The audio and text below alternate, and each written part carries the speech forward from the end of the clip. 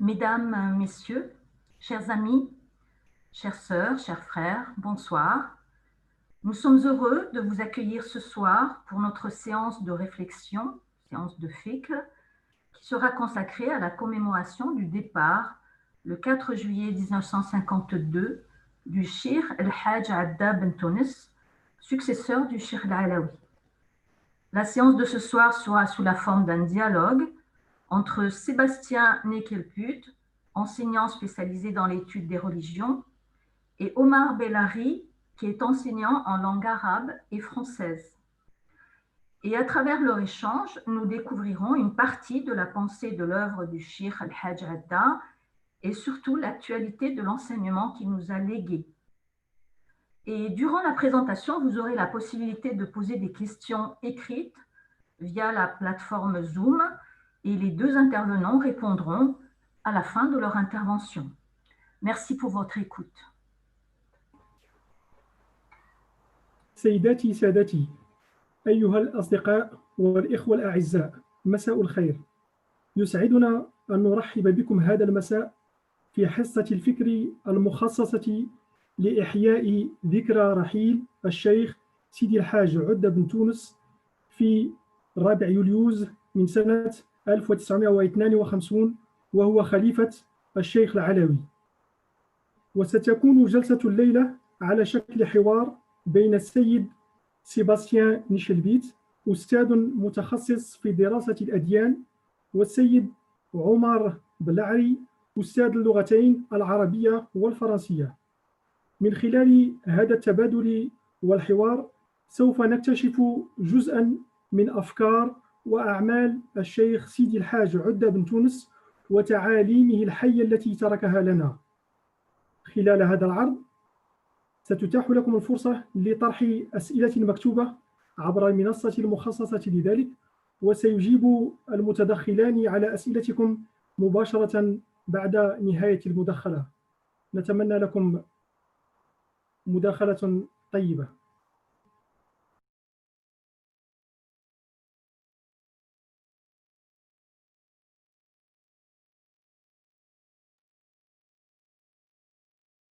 Mon esprit et ma forme en moi sont opposés. Perplexe, je ne sais lequel des deux je suis. Si l'on me dit esprit, sans forme je serai. Mais si l'on répond forme, où donc est mon esprit ?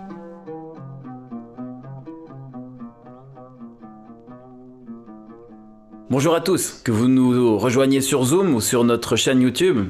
Nous vous souhaitons la bienvenue dans ce nouvel épisode du Web Jamar, organisé par Aïssa ONG en partenariat avec Aïssa Belgique. Alors aujourd'hui, édition un peu spéciale. Nous avons avec nous Omar Bellari. Salut Omar, donc venu nous présenter le Cheikh Adda Ben Tounes, deuxième maître de la confrérie soufie alaouia. Alors Omar, pour ceux qui ne te connaissent pas, donc tu es titulaire d'une licence en langue et littérature arabe. Ça c'est ta formation de base. D'ailleurs je pense que tu enseignes toujours d'ailleurs la langue arabe. J'enseigne la langue arabe et la langue française aussi d'ailleurs, les deux. Nous aurons l'occasion de revenir sur des questions peut-être de linguistique et de grammaire dans le courant de l'interview, mais c'est plutôt ta passion pour la littérature, pour les belles lettres.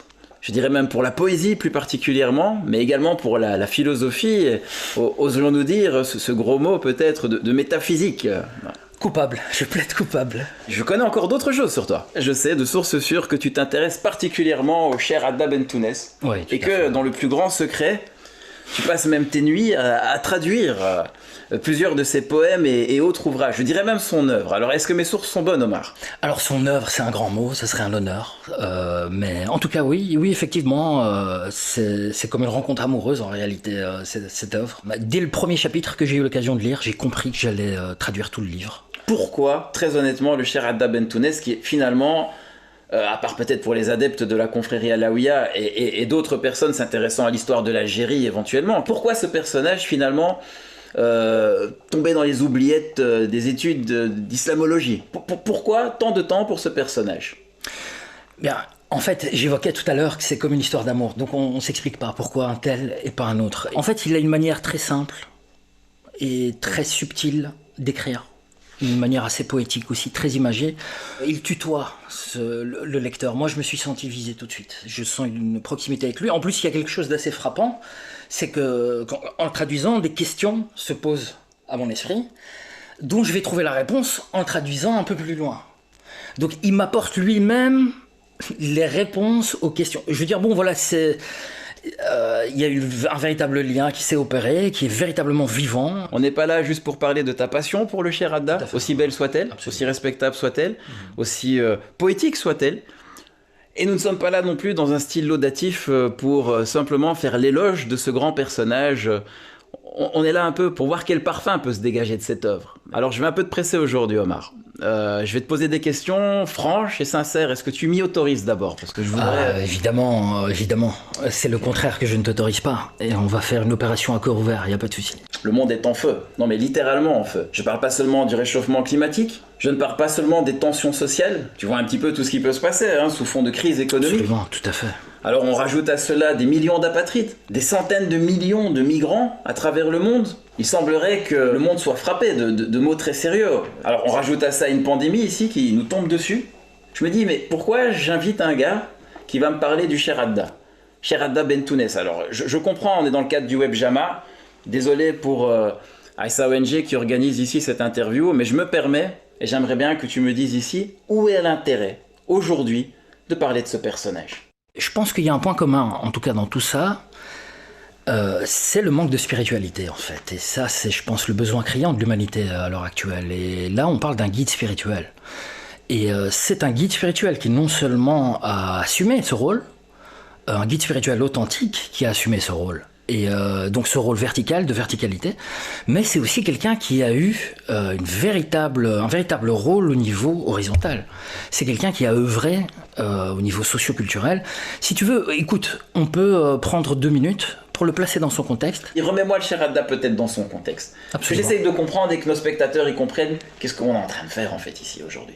1898, l'aventure coloniale bat son plein. La France et la Grande-Bretagne viennent de se mettre d'accord sur un partage de l'Afrique de l'Ouest. Ça fait déjà 50 ans que l'Algérie est un territoire français dans lequel les musulmans sont, depuis 1881, des citoyens de seconde zone. Il faut dire que les temps n'étaient pas vraiment à l'égalité, même dans le Nouveau Monde, où noir et blanc étaient égaux, mais séparés. Le père du jeune Hadda, Al-Hajj ibn Aouda Bentounes, lui transmet dès le plus jeune âge une éducation spirituelle soignée, en sa qualité de muqaddam de l'une des branches de la voie soufie d'Arqawiya. Mais c'est son frère Munawar qui très tôt l'emmène écouter les leçons du maître dont il s'était fait le disciple Sidi Hammoul Bouzidi. C'est dans le cercle de ce dernier maître spirituel que le jeune Hadda rencontre par la suite Ahmad ibn Aliwa, plus connu sous le nom de Cheikh Al-Alawi, personnage qui aura sur lui une influence déterminante. 1909, Sidi Hammoul Bouzidi meurt, laissant le Cheikh Al-Alawi comme seul héritier spirituel capable d'assurer la continuité de son enseignement.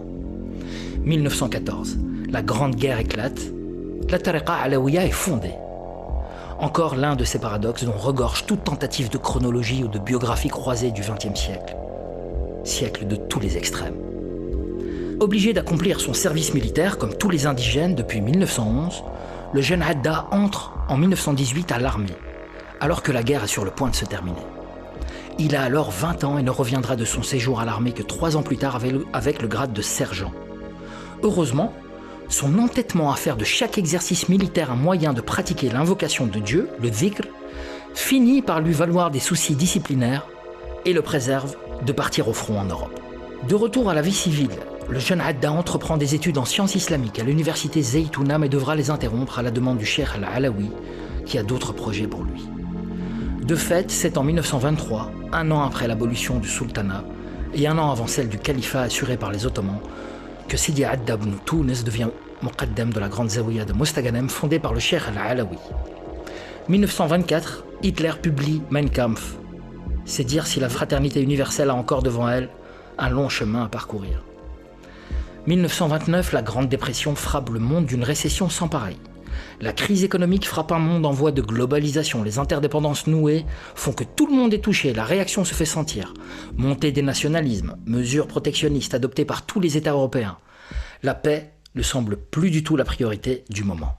Pourtant, c'est autrement que l'entend à son échelle le Cheikh Al-Alawi qui adopte le jeune Hadda alors âgé de 33 ans et en fait son héritier spirituel tout en lui donnant en mariage sa fille adoptive Lalla Khayra. 1934, le Cheikh Al-Alawi décède, laissant en place le Cheikh Hadda comme un héritier spirituel, Lui qui par son service des autres s'était montré digne d'assurer la transmission, avec force morale et bienveillance, de l'héritage spirituel mohammadien. Pendant ce temps, les antagonismes se durcissent partout dans le monde. Les forces de l'axe Rome-Berlin-Tokyo consolident leurs alliances, fondées sur un appétit commun de domination et de puissance. Inutile de dire qu'à cette époque de menaces sur tous les flancs, les tentatives de résistance populaire organisées à la colonisation entreprise par Messali Hajj et Farhat Abbas en Algérie sont alors étroitement surveillées et réprimées par les autorités françaises. La préoccupation n'est pas en ce temps-là à la libération des peuples. 1939, le pacte germano-soviétique sonne le glas d'un terrible conflit. La Seconde Guerre mondiale éclate. 1940, le régime de Vichy met fin en Algérie au décret Crémieux, qui avait jusqu'ici favorisé les juifs algériens en leur donnant la nationalité française. L'heure est aux idéologies totalitaires, à la propagande politique et à l'exaltation de certaines races, au détriment d'autres. L'humanité ne semble jamais avoir été aussi divisée et prise en proie à de conflits si meurtriers. Le Cheikh Adda a alors 42 ans et ne cède alors rien à ses idéaux de fraternité, aussi absurde que cela pourrait paraître pour des milliers d'hommes aveuglés par la folie de la guerre. 1945, la libération pour les uns, la répression sanglante de manifestations pour les autres. Tout est une question de point de vue, surtout en Algérie, où la même année, 45 000 militants nationalistes sont tués. Un feu s'éteint, un autre s'allume. 1948, les 58 États membres de l'Assemblée générale des Nations unies adoptent la Charte universelle des droits de l'homme.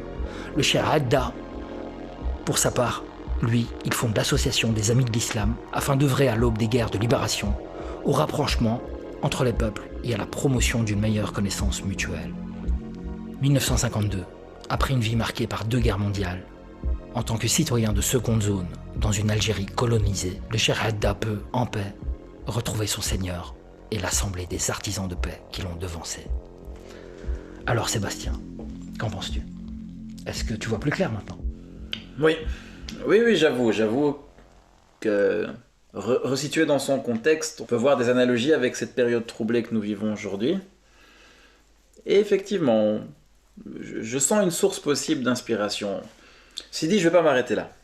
Je vais quand même développer peut-être un aspect un peu de ce contexte contemporain, qui est celui un peu des souffrances, des souffrances transgénérationnelles, j'oserais dire, qui nous empêchent finalement de trouver la voie de la résilience. Puis le meurtre de George Floyd, je ne vais pas refaire ici l'historique de cette triste histoire, qui a été fortement médiatisée. On voit beaucoup de souffrances qui ressortent aux 4 coins du globe, ces cris d'indignation. Alors on a des grands clivages qui se dessinent, on a des personnes, je dirais, de couleur qui crient leur indignation, comme je l'ai dit, face à des injustices qui seraient structurelles, qui sont contraires à l'idée même d'égalité des chances, qui sont contraires même finalement peut-être aux droits de l'homme et au fondement même de notre société moderne et notre état de droit. Mais c'est pas tout, ça c'est un côté. De l'autre côté, on a aussi des personnes, également de couleur. J'écoutais récemment donc, des interviews de conservateurs black américains qui disent mais non, nous ne sommes plus à l'époque des droits civiques, encore moins à l'époque de l'esclavage.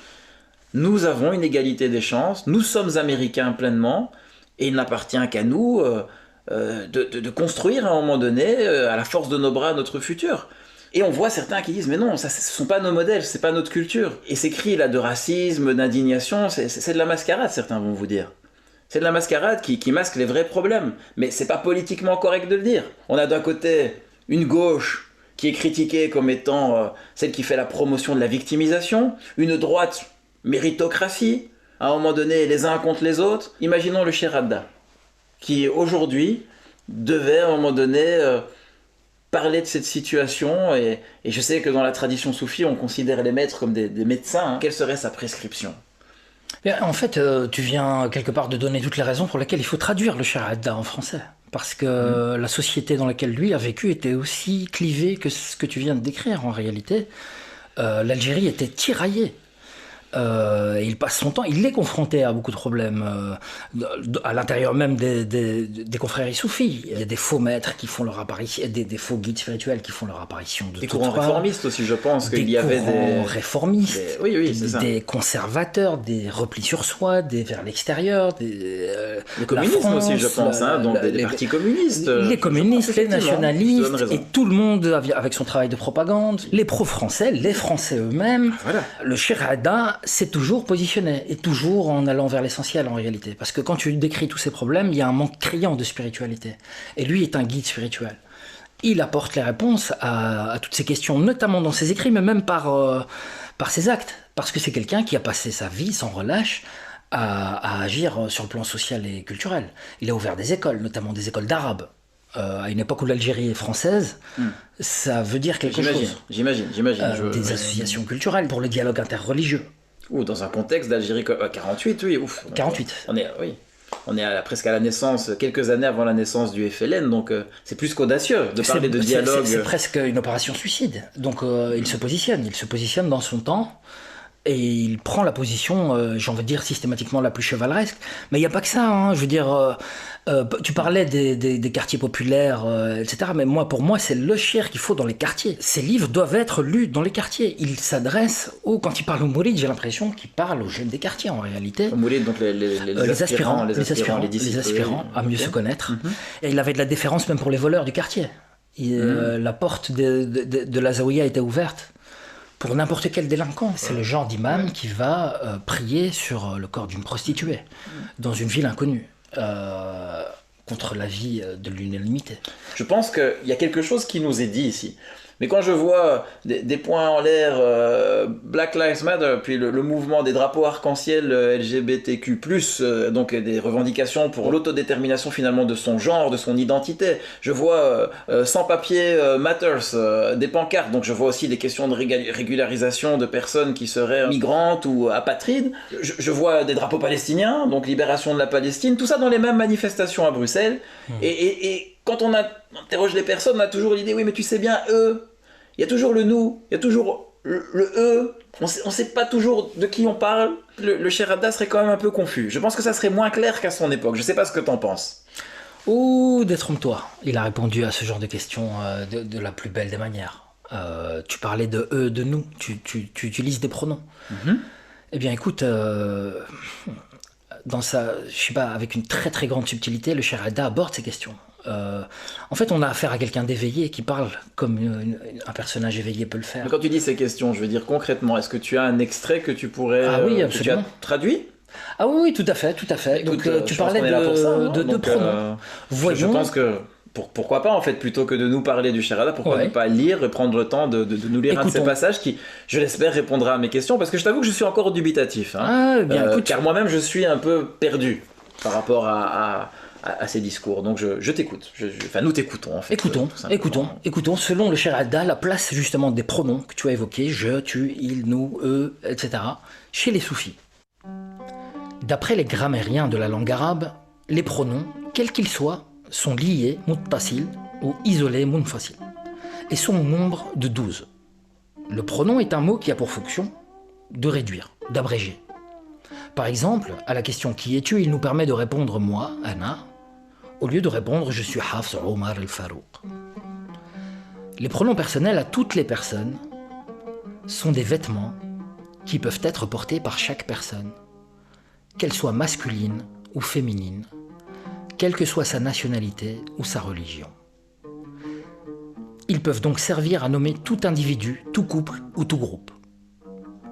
Si donc ces vêtements peuvent être portés par tous, la priorité devrait être d'en prendre soin, de préserver leur pureté et de ne pas les tacher par des qualificatifs avilissants, comme la débauche ou la perversion par exemple. Faisons-nous bien comprendre. Quand on observe l'homme, on constate qu'il est en général très indulgent vis-à-vis de son ego vêtu du pronom « je ». Il fournit tous ses efforts pour la préservation, le soin et l'entretien du « je ». Même si pour ce faire, il doit salir le « il », le « elle », le « tu » ou le « vous ». Mais il oublie que Dieu nous pardonne à tous d'être oublieux, que le pronom « il » ou « tu » il les portera aussi un jour. Qu'il ne s'étonne donc pas s'il les a tachées à l'un ou à l'autre endroit, qu'il soit lui-même souillé par ses propres tâches. Si elles ont un attribut de débauche, il sera qualifié de débauché. Si elles sont perversion, il portera la souillure de la perversion. Ainsi, le soufi perspicace est celui qui préserve la pureté de tous les pronoms, car ils ont un rang égal. Donc lorsqu'il s'habille de l'un d'eux, il demeure pur et peut accomplir la salate dans son vêtement. Quant à celui qui salit le vêtement du pronom, il dira par exemple « Moi, je ne vole pas. Je ne fornique pas. Lui est un voleur. Il est un fornicateur. » faisant porter le poids du péché à un « il » ou un « lui » duquel il se désolidarise. S'il apparaît, il lui dira « tu » ou « toi », et si l'accusé disparaît, il l'appelle à nouveau « il » ou « lui ». Par un tel comportement, il s'accuse lui-même, et il ne peut se décharger de sa culpabilité que s'il blanchit tous les pronoms de telle sorte que lorsqu'il voudra se vêtir de l'un d'entre eux, il demeurera pur et propre. C'est là la conduite correcte que chacun doit poursuivre, ainsi que chaque couple et que chaque groupe humain. Ainsi, chacun peut porter le pronom qui lui sied à tout moment.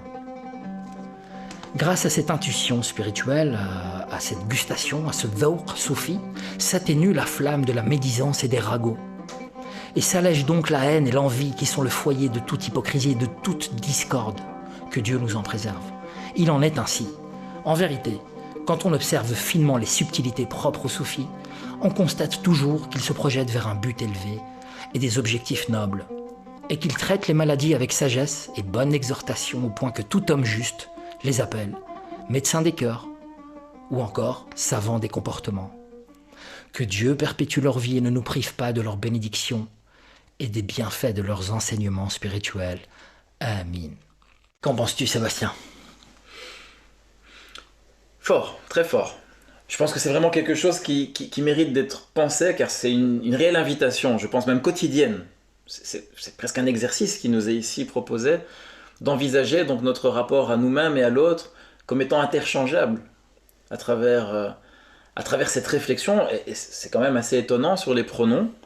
Je dirais à la base, c'est vrai, j'avais lu, je vais pas te mentir, tu sais bien que je me passionne aussi un peu pour des sujets qui t'intéressent, comme la littérature médiévale et autres, Et j'avais entendu dire qu'il y avait moyen, donc à partir de sciences, je dirais même fondamentales, comme la grammaire ou la logique, de prendre appui et de s'élever à des considérations éthiques, voire spirituelles. Ah, complètement. Et là, je vois qu'effectivement, en abordant un point de grammaire, nous avons donc la manière dont ce point de grammaire-là est décliné au sein d'une éducation spirituelle qui fait la promotion finalement de la fraternité humaine, de la conscience de l'unité du genre humain. En arabe, donc le pronom se dit damir. Tout à fait, damir, la conscience. Voilà. Donc tu confirmes, Absolument. C'est bien le même mot. Ah oui, tout à fait, c'est le mot utilisé. Donc c'est quand même fou. Je veux dire qu'un mot qui veut dire pronom veut aussi dire conscience. Et en fait, il veut dire conscience en arabe. Le mot pronom en français, c'est pas du tout comme ça qu'on le dit en arabe. Ce sont véritablement des consciences. En fait, la langue arabe, s'il fallait analyser la langue arabe et son rapport à la spiritualité, elle est foncièrement spirituelle comme langue. Mais bon, ça, il faudrait aborder Ibn Ajiba, etc. Je pense même que, si mes souvenirs sont bons aussi, bon alors là c'est des connaissances un peu bibliographiques et livresques, moi-même je ne l'ai pas lu, je t'avoue, un ouvrage même d'El Qushayri, donc on est quand même là, c'est quand même assez ancien, donc je veux dire 11e siècle peut-être, si mes souvenirs sont bons, et c'est la grammaire des cœurs. Donc, ce n'est pas traduit d'ailleurs, si ça t'intéresse. Voilà, je te dis ça. Ça a l'air vachement passionnant. Donc, je pense qu'en tout cas, c'est une longue tradition. C'est une longue tradition. Et maintenant, en t'écoutant ici, honnêtement, j'ai envie de me plonger dedans. Voir un petit peu. C'est une langue qui vaut absolument le détour. Okay. C'est une langue qu'il faut apprendre en adulte en plus. Pour bien percevoir les subtilités de la langue, c'est très bien d'apprendre l'arabe adulte. Maintenant, j'aimerais bien te poser une question, peut-être aussi, peut-être quelque chose qui dérange. Je vais pas te mentir. On entend beaucoup parler de maîtres, d'aspirants. J'ai l'impression que ce langage est quelque peu dépassé. Ne m'en veux pas, je sais pas, ici je parle franchement à cœur ouvert, et je me dis peut-être qu'à l'heure actuelle, où on parle beaucoup de l'autodétermination de la personne, bien sûr dans le respect, bien sûr de l'altérité de l'autre, avec bienveillance, j'entends, ce n'est pas imposer sa vision du monde à tous, mais je me pose la question, est-ce qu'on peut encore parler ici d'un maître spirituel ? quel est ce rapport à ce maître? Est-ce qu'on est dans une dialectique un peu comme celle du maître et de l'esclave, que l'on sert un maître, mais à un moment donné, ne risque-t-il pas d'avoir une révolte? Est-ce que vraiment tu penses que c'est encore adapté à notre époque?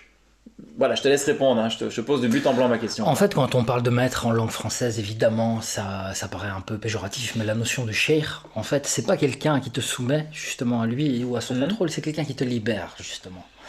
Donc, il n'a pas d'autre rôle que de te libérer, de te révéler à toi-même. En réalité, le maître ne t'apprend rien, mais il ne fait que révéler, il ne fait que t'aider, en fait, à découvrir ce qu'il y a au fond de toi. Mais en réalité, là, on parle d'un maître extérieur.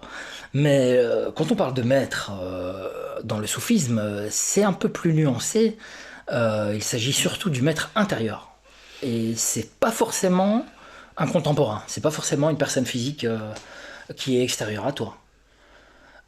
Tu connais forcément l'exemple de l'émir Abdelkader, dont le maître était Ibn Arabi. Donc il y a quand même quelques siècles qui les séparent. Oui.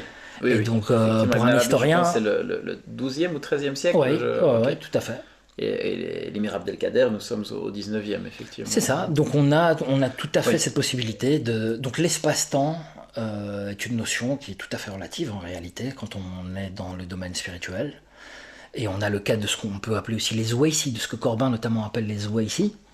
Oui, si tu pouvais un en peu référence, je vois vaguement, mais vas-y. Donc en référence en fait à Ouais al-Qarani, qui était un contemporain du prophète, mais qu'il n'a jamais vu physiquement. Donc lui vivait au Yémen quand le prophète était à Médine. Mais cependant, ils ont eu des dialogues, ils ont eu des contacts. Et donc par là, dans le soufisme, à chaque fois que quelqu'un a un maître qui n'est pas visible, qui n'est pas forcément de l'époque, on l'appelle Ouaïsi. C'est surtout en Orient, hein. Mais voilà, c'est pour illustrer, juste pour illustrer que l'espace et le temps sont des notions tout à fait relatives. Et d'ailleurs, la relation qu'il y a au maître, sur laquelle d'ailleurs le cheikh Adda s'attarde. Hein. Il en parle, il développe. Parce que je pense que c'est quand même un point qui mérite. Il en parle énormément, puisque justement, il est dans une époque où les faux guides spirituels sont vraiment fleurissent de toutes parts. Okay. Et donc, effectivement, il écrit dans la revue Al-Mourchid pour bien définir, donner les signes, les caractéristiques du guide spirituel authentique. Oui. Et c'est pas quelque chose de surnaturel. Hein. Donc c'est assez simple, c'est une question de crédibilité, de cohérence. Tu as traduit ce passage Ah oui, absolument. Écoute, à l'occasion, en tout cas, à l'occasion, voilà, on espère avoir le temps, mais il faudrait lire vraiment toute son œuvre, je pense. Écoute, en tout cas, tu donnes envie. En tout cas, j'espère. Je ne sais pas si j'ai répondu d'ailleurs à ta question, mais en tout cas... Écoute, en tout cas, moi je te dirais mon impression, arrête-moi si je me trompe, mais ça m'évoque, c'est un peu comme Michel-Ange, hein, quand on lui disait mais quel chef-d'œuvre, je pense que c'était la Pietà qu'il avait réalisé, une de ses plus belles sculptures, et il avait répondu mais finalement je ne vois pas de quoi vous parlez, je n'ai fait que la dégager de la pierre. Tout à fait. Ouais. Et je pense avoir lu, mais je ne sais plus exactement où entendu, lorsque je me suis renseigné sur le Cheikh Adda, que lui-même présentait une image finalement assez analogue, où il disait que ses disciples venaient à lui comme des troncs d'arbres, et qu'il les élaguait ou rabotait jusqu'au moment où ils devenaient minces comme des rosiers, en fait, des rosiers piquants. Voilà.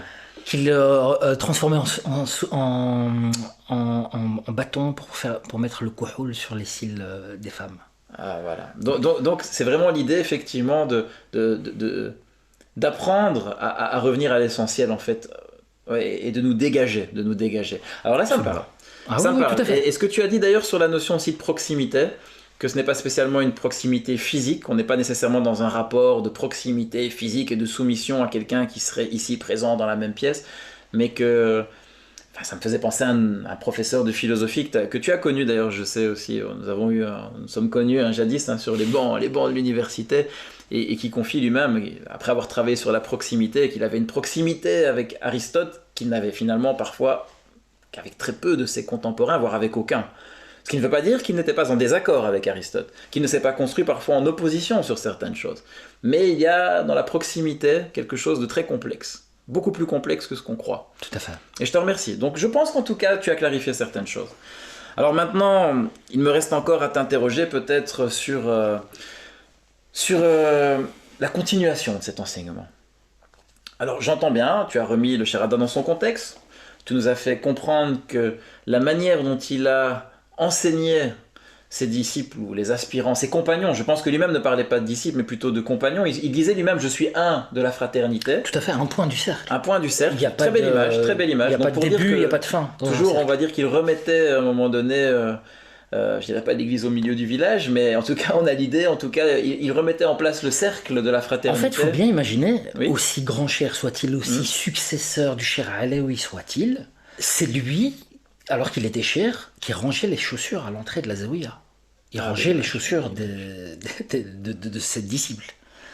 Donc Oui, on a affaire à ce genre de personnage-là. Hein. On a affaire à quelqu'un à qui on confie une troupe de l'armée française qui te transforme cette troupe en Dhakirin qui crie la ilaha illallah en marchant ou pas. J'ai lu ça, et c'est- qu'il avait c'est- même des problèmes disciplinaires d'ailleurs. Ah oui, bah à cause de ça justement. Voilà, donc, Voilà, c'est vraiment une personnalité. Hein. j'entends, qu'il savait de manière intelligente et bienveillante et pacifique parfois s'opposer. Avec une pédagogie incroyable. Faire preuve d'une certaine désobéissance civile, mais tout en servant à un moment donné. Et j'ai l'impression, l'ordre. avec un sourire Et tout le temps. Donc, c'est-à-dire, c'est pas une révolte bras levés, poings levés. Non, non, non, c'est un chevalier qui agit Et- avec noblesse. Ah bah alors, on parle de chevalerie, et justement, normalement, je pense dans certaines, pour avoir feuilleté ta traduction, hein, bon, dans le plus grand secret parce qu'elle n'est pas encore parue, que j'ai lu une phrase, un chapitre sur la chevalerie, on disait tel chevalier, tel est son père. Je Ah oui, pense. oui, tout à fait. Elle n'est Donc- pas chevalier qui dit ainsi était mon père. Voilà. Et chevalier, celui qui dit je suis ainsi. Eh ben, c'est encore mieux que ce que j'avais compris. Pour te dire, j'ai juste survolé, donc merci de m'avoir corrigé. Et donc je voulais te demander, est-ce qu'il existe encore dans les continuateurs finalement de cet enseignement, mais je parle vraiment ici avec une certaine filiation directe, hein, pas seulement une étude Tout à livresse, fait. existe-t-il des traces encore maintenant Des bien héritiers. vivantes, des héritiers, voilà, c'est le mot que je cherchais, du Cheikh Adda? Que peux-tu m'en dire? Dieu merci, oui. Dieu merci, oui. En fait, la tariqa dont il fait partie, donc la confrérie, oui. la confrérie dont il fait partie. Peut-être la voix. Je pense que La voix. confrérie Absolument. justement, Tout donc, à fait. la voix. Absolument, C'est puisque mieux, une c'est voix exactement spirituelle. lié au mot tariqa, tariq, le chemin. Absolument, Ouais, la voie. le chemin, c'est très intéressant. Et donc voilà. La méthode, même. Odos en grec, hein, le chemin. Donc, si on Voilà, comprend ça comme ça, absolument. tariqa, je pensais vous dire méthode. Hein, d'ailleurs, je pense aussi en arabe moderne. On pourra en parler, il y a le madhab. Alors, Ouais, on dit- mais- ouais, mais- bon, soit- mais- mais en mais tout cas, voilà. ouais. Parce que confrérie, on est tout à fait dans un autre aspect. Donc, Non, je c'est vrai. trouve que c'est Là, important. de toute façon, on est d'accord. Voilà. Donc, la voie, la voie dans laquelle il s'inscrit, la voie donc Chedelia, Darqawiya, Alawiya, Mhm. eh bien, est une voie tout à fait vivante aujourd'hui. Donc, il a eu des successeurs, tout comme lui a été successeur du maître qui l'a précédé. Il a eu un successeur qui est le Cheikh El-Mahdi, et aujourd'hui, c'est le fils du Cheikh El-Mahdi qui est le guide spirituel de cette voie, qui est le Cheikh Khaled Ben Tounes. Et le moins qu'on puisse dire, c'est qu'il est aussi dévoué à la cause. Hein. Et quand je dis à la cause, là, c'est au niveau international. Donc, c'est rien de moins que l'initiateur, par exemple, de la journée internationale du vivre ensemble en paix. Pour laquelle il y a eu unanimité, comme tu sais, à l'ONU. Et donc, c'est l'ONG. L'ONG Aïssa est totalement active au niveau international. Et donc, le cheikh actuel n'est pas moins acharné aussi au niveau socioculturel. Mais je me dis, donc ça, on est encore au niveau des institutions. Donc, effectivement, on voit que. Je fais une analogie, hein, donc je me base sur ce que tu m'as appris donc, tout à l'heure. Donc en 1948, on a la Déclaration des droits de l'homme, hein, Déclaration universelle, je crois que c'était 58 États membres à ce moment-là de l'Assemblée générale hein, de l'ONU. Et la même année, le Cheikh Adda fonde l'association Les Amis de l'Islam. Donc je veux dire, on en a parlé, donc je veux dire qui promeut le dialogue interreligieux, interculturel, en plein contexte très très très très tendu de colonisation et c'est le début des guerres d'indépendance, petit à petit. Hein, on sent vraiment, ça fait déjà quelques temps que les choses sont en ébullition, et c'est plus qu'audacieux d'avoir fait ça. Et maintenant, je vois qu'effectivement, dans ce contexte, qui est le nôtre qu'on a décrit tout à l'heure, hein, je n'ai pas hésité à te confronter à ce contexte que tu connais aussi bien que moi, on voit effectivement un continuateur qui promeut le vivre ensemble en paix, et qui va jusqu'aux instances ici supra-étatiques, hein, je veux dire, enfin, c'est-à-dire que les États membres, mais à l'ONU, je veux dire, on a ici aux Nations Unies, hein, je veux dire, ce n'est pas ici simplement des petites affaires nationales, hein, donc j'entends. Mais j'ai envie de te dire, ça me dépasse un peu. Ça m'intéresse, très fort, Mais ça me dépasse un peu. L'ONU ne fait pas partie, malheureusement, je dirais peut-être de mon quotidien. Ce que je vois ici, c'est des êtres humains concrets qui, malheureusement, n'arrivent pas à vivre ensemble en paix. Donc, je te dirais, si tu avais un conseil peut-être à donner à nos plus jeunes auditeurs, à nos jeunes abonnés, donc ici, peut-être qui voudraient goûter à quelque chose d'important de cet enseignement du Cheikh Hadda, qu'est-ce que tu leur conseillerais? Qu'est-ce que tu leur dirais avec la simplicité avec laquelle le Cheikh Hadda lui-même parlait? Oh, c'est une question très très délicate. C'est très difficile de répondre comme ça. Je dirais restez curieux, restez curieux. Ayez toujours ce regard d'enfant face aux choses, c'est-à-dire ce regard émerveillé. Soyez toujours émerveillé. Regardez le monde avec un regard de poète ou d'enfance. Pour moi, c'est synonyme, c'est la même chose. Mais restez curieux et maîtrisez la langue. Maîtrisez la langue. Et quand je dis la langue, c'est pas forcément l'arabe, hein. Maîtrisez d'abord le français si vous êtes dans un pays francophone. Mais donnez-vous tous les moyens d'être armé, de vous en sortir dans cette jungle que tu as décrite tout à l'heure. Mais il faut garder son âme d'enfant. Et je pense que c'est là qu'on trouve le maître intérieur d'ailleurs. Donc voilà, moi à titre, humblement, je répondrai à ta question comme ça, mais je te poserai la même question en réalité, Sébastien, parce que je pense que tu as beaucoup de conseils à donner aussi aux plus jeunes de nos abonnés. Que leur dirais-tu? Écoute, je ne peux qu'abonder dans ton sens. Je pense effectivement que tu touches d'abord un point essentiel, donc la maîtrise de la langue. Parce que la langue, c'est aussi la pensée, hein. Donc en structurant à un moment donné l'apprentissage de la langue, la réflexion sur la langue, c'est aussi une réflexion sur soi-même, une réflexion sur le monde. Je pense que vraiment c'est fondamental. D'ailleurs, j'en discutais encore avec un ami, donc lui de confession juive, issu d'une illustre lignée de rabbins, qui lui-même, lorsqu'il s'interrogeait sur comment allait-il transmettre cet héritage, alors c'est aussi un héritage volumineux, hein, je veux dire, les études juives, c'est pas de la rigolade, hein, je veux dire, l'étude, j'ai envie de te dire, je pense même que le Coran fait référence d'ailleurs à la manière dont ils étudiaient. Donc on parle d'arassou à un moment donné, donc de l'étude, hein, donc qu'on va retrouver dans Beit Midrash, hein, c'est la même racine. Donc l'étude, je pense que le judaïsme ici, il y a une longue tradition d'étude. Il disait comment je vais faire pour transmettre ça à mes enfants, ici dans un contexte sécularisé où ils sont plutôt fans de manga plutôt que de la Torah. Et en revenant effectivement à Rashi, hein, ce grand exégète, peut-être, je suppose que tu connais, hein, Rashi de Troyes, voilà, je ne t'apprends rien, exégète médiéval de la Torah, donc justement, lui-même disait, apprends-leur juste à lire. Tout à fait. Le Miqra, en fait, comme le Coran, c'est la même chose, c'est-à-dire que si l'enfant est capable de lire le texte en hébreu de la Torah, sans les points diacritiques, c'est la même chose que pour l'arabe, donc tout ce qui permet de distinguer en fait les consonnes des autres consonnes et qui permet de placer la vocalisation, ça veut dire que l'enfant est capable d'avoir une réflexion grammaticale, qu'il est capable d'avoir une réflexion sur le sens même de ce qu'il lit. Et on rentre dans un monde qui après est finalement comme un palais, hein, alors c'est aussi... Tout à fait. Mais tu connais la phrase, hein, tu connais la phrase du Seigneur des Chevaliers, l'imam Ali. Alors apprends-la moi. En arabe, Man 'allamani harfan mallakani 'abdan. Tu pourrais traduire donc, pour nos abonnés. Quiconque m'apprend une lettre me détient en esclave. Écoute, je pense qu'effectivement, il y a quelque chose ici de vraiment très important. Tout à fait. Et alors, je te rejoins aussi. Sauf que je pense que à habiter ce monde justement avec cette faculté de penser et de s'émerveiller dont tu parlais, je pense que la jungle dans laquelle on vit, on peut y découvrir des très belles choses en fait. D'ailleurs, j'ai toujours rêvé d'aller dans la jungle. Je sais pas, depuis le livre de la jungle, à un moment donné, je pense qu'on est tous, hein, je pense que Kipling nous a tous rendus amoureux à un moment donné de ce monde qui reste très mystérieux. Et je pense que même dans des situations où des grands dangers nous guettent, avec l'œil du poète, avec l'œil capable de voir les belles choses en fait, les belles choses qui se cachent même parfois derrière des réalités dures, je pense qu'on peut nourrir notre conscience en fait. Et si on est capable après d'exprimer avec les justes mots ce qu'on a goûté, je pense qu'on peut devenir très facilement un artisan de paix. Et ce n'est pas nécessairement par des diplômes ou par une réussite socio-professionnelle, mais je pense que c'est vraiment une éducation qui ici dépasse les enjeux immédiats, toujours économiques, hein, souvent qui sont mis en avant de la formation de nos jeunes. Donc personnellement, en tout cas, je ne fais qu'ici que commenter ce que tu as dit et l'appuyer. Donc j'en suis bien sorti, je pense. Ah oui, à merveille, à merveille.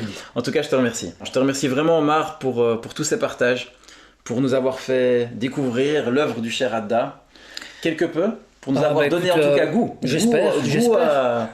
À vraiment à essayer d'approfondir. Hein, donc Merci à toi pour ta curiosité en tout cas. Écoute, hein, je suis là tu pour m'as fait ça. sortir de mon grenier. Écoute, et on attend impatiemment, je rajoute les publications. Hein. Donc à un moment donné, j'espère qu'un jour que cela sortira réellement du grenier pour tous nos abonnés, peut-être même pour la postérité. Voilà, on fait comme Michel-Ange, on laisse la statue sortir de sa pierre. Tout doucement, c'est un travail d'orfèvre. Si le travail doit après en demeurer impérissable, je te laisserai tout le temps dont tu as besoin. Mais quand même. En tout cas, on espère surtout se vider, comme le roseau dont parle le cher Hadda dans un de ses chapitres, pour pouvoir laisser passer sa voix, tout simplement, et que sa voix n'est pas celle du traducteur. Donc c'est tout un travail dont Michel-Ange, je pense, faisait allusion quand il parlait de sa belle. Chers abonnés, nous arrivons maintenant au terme de cette émission. Nous vous remercions pour votre attention.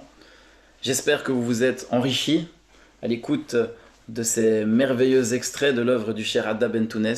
Et nous vous donnons rendez-vous, nous l'espérons, pour un prochain épisode, une prochaine interview, un prochain sujet et surtout un prochain webjama. N'hésitez pas à laisser vos commentaires sur notre page YouTube et à très bientôt. Par Allah, voir en moi un être singulier, c'est voir celui qui ne peut être dénombré. Vois la substance du nombre comme il le faut, et constate qu'il est unique en un morceau. Ainsi donc en est-il du 2 et du 3e, chacun né du 1 qui se suffit à lui-même. Ce n'est pas un non-sens si leur forme varie, l'influx spirituel révèle leur esprit. En toute face, son visage est apparent, sauf pour celui qui est saisi d'aveuglement. Vois-tu donc que le blanc et le noir au milieu constituent pour chacun un œil, bien qu'il soit deux.